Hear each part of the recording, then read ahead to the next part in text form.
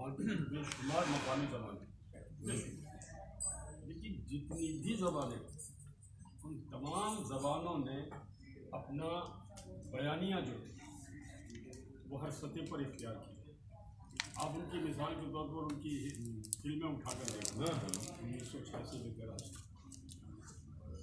कोई, यानी कि ऐसे एक तो मजहबी तौर पर वो बहुत प्रचारक हैं अपनी फिल्मों में, इसी तरह उनके बहुत से हमारे पॉइंट ऑफ व्यू से गैर मारूफ जो आज़ादी के हीरोज़ थे उन पर उन्होंने पूरी पूरी फिल्में बनाई हैं, उसी कल्चर और माहौल में रह के बनाई। इसी तरह उनकी फिल्में बहुत कोशिश की उन्होंने कि इस फिल्म को कम्प्लीटली संस्कृत में डाल दें, लेकिन बिलाखिर फिल्म जो बन के हमारे आपके सामने आती है, पूरी दुनिया में पॉपुलर होती है, उसमें तकरीबन मिली जुली उर्दू और हिंदी है, जिसे वो लोग हिंदी कहते हैं, हम उसे उर्दू कहते हैं।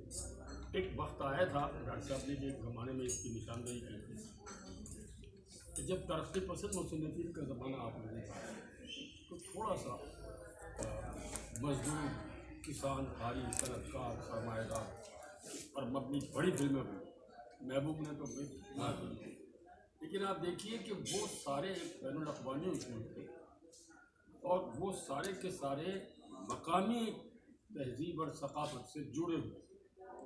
किसान भी वहीं का था, मुंशी जो था वो भी वहीं का था, ज़मींदार जो था उसका ड्रेस भी वही था। उन्होंने रशिया के वर्जन को एक्सेप्ट नहीं किया, बुनियादी तौर पर इस बात को जरूर कबूल किया कि ये जो अमेरिका में सरमायादाराना निज़ाम बहुत आगे बढ़ रहा है उसको रोकने के लिए उन्होंने काम किया, लेकिन वो मकामी उससे बयानी से जुड़े हुए। अब बहुत से लोग सवाल करते हैं कि जी जब भी आप ये बात करेंगे तो लोग कह देंगे जी हम तो उर्दू नहीं मानते।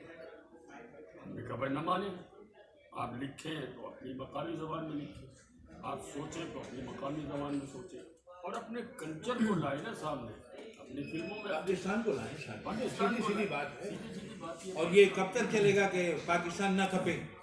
भाई ये सब खत्म करो यार, ये कैसे होगा? नहीं, इन्हें बड़ी खुशी हाँ। है।